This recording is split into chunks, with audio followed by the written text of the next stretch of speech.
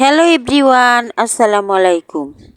আজকে আমার রেসিপি হাতে মেখে রুই মাছের ভর্তা। আশা করছি রেসিপিটি ভালো লাগবে। এখানে আমি 4 টুকরা রুই মাছ নিয়েছি, ভালো করে ধুয়ে পরিষ্কার করে নিয়েছি। এখন এই মাছগুলোর মধ্যে আমি অল্প পরিমাণ লবণ দিয়ে দিলাম, আধা চামচ হলুদের গুঁড়া দিলাম, আধা চামচ মরিচের গুঁড়া দিলাম। এখন হলুদ মরিচ লবণ দেওয়ার পর হাত দিয়ে ভালো করে আমি এই মশলাগুলা মাছের সাথে মিশিয়ে নিব। হাত দিয়ে ভালো করে আমি মশলাগুলা মিশিয়ে নিতেছি। মশলা আমার মেশানো হয়ে গেছে। এখন ভাজার জন্য আমি চুলায় চলে যাব। প্রথমে চুলায় একটি প্যান বসিয়ে দিলাম। প্যানে আমি পরিমাণ মতো সরিষার তেল দিয়ে দিলাম। এখন এই তেলটার মধ্যে একটা একটা করে মাছ আমি দিয়ে দিলাম। এখানে সরিষার তেলই ব্যবহার করার চেষ্টা করবেন, কারণ এটা ভর্তা, ওই কারণে সরিষার তেল দিবেন। এখন কিছুক্ষণ হওয়ার পরে মাছটা আমি উল্টিয়ে দিলাম।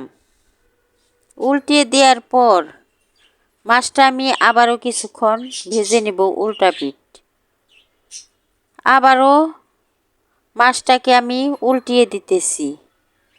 এইভাবে উল্টিয়ে পাল্টিয়ে মাছটাকে আমি ভেজে নিব। এখন মাছটা ভাজা হয়ে গেছে, এখন তেলের থেকে তুলে নিব। একদম মরমরা করে ভাজবেন না, তাহলে ভর্তা মজা লাগবে না। একটু নরম অবস্থায় মাছটাকে নামিয়ে নিতে হবে।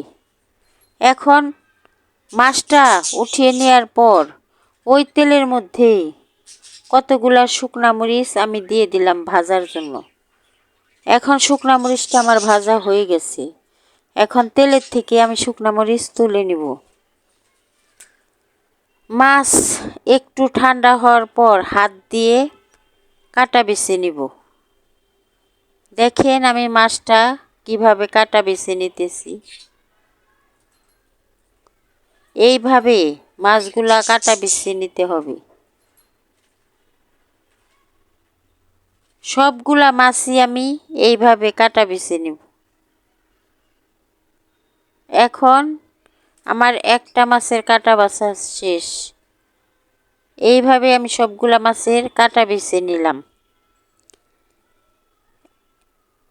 কাটা বেছে নেওয়ার পর আমি প্লেট থেকে এক সাইড করে নিলাম মাছ। এখন যে শুকনা মরিচটা আমি ভেজে রেখেছি তা থেকে আমি 3টা শুকনা মরিচ নিয়ে নিলাম। অল্প একটু লবণ দিলাম, অল্প লবণ দিলাম, যেহেতু আগেই লবণ দিয়ে মাছটাকে আমি ভেজেছি। লবণ দেওয়ার পর হাত দিয়ে ভালো করে ডলে ডলে মরিচগুলো আমি ভেঙে নিব। এখন এর মধ্যে আমি পেঁয়াজ দিয়ে দিব। আমি আগের থেকে পেঁয়াজ কেটে রেখেছি, ওই পেঁয়াজটাই আমি মাছের মধ্যে দিয়ে দিব।